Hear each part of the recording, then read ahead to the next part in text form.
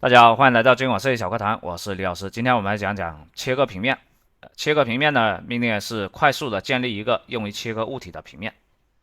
那我们有时候要用物体来分割物体，那我们可以先做一个切割平面，这是属于常规操作啊。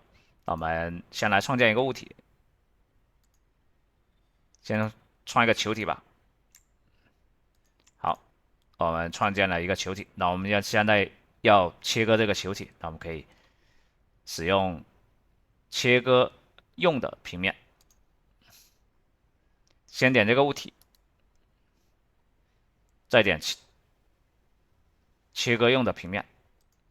好了，现在这个平面呢，创建之后啊，有个特点就是它能够完全穿透物体啊，它能够完全穿透物体。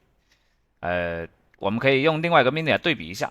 如果我们用其他命令来生成这个平面呢，比如说我画一条曲线，然后我要把这个曲线呢进行拉伸，这个拉伸的过程啊，就有个问题啊。比如说我往上拉伸，现在这里呢是穿透了物体，但是下边呢是没有穿透物体的，所以呢，我们用曲线拉伸的时候啊，就不太好把握这个物体是否穿透物体啊，这个平面是否穿透物体。但是用这个命令切割平面这个命令，我们必然能够做一个曲面穿透这个物体啊，这是必然的。所以呢，用它来切割物体呢就非常简单了。那我们来试一下怎么切割这个物体啊。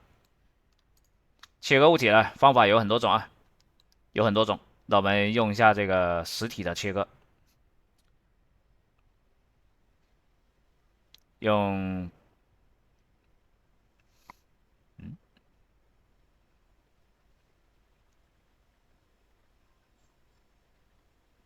布偶运算分割，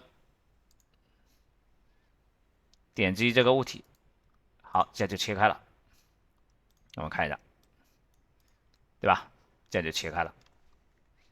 好了，那我们如果要用来切割物体的话，建议大家可以用一下这个命令，对吧？可以快速的切割物体。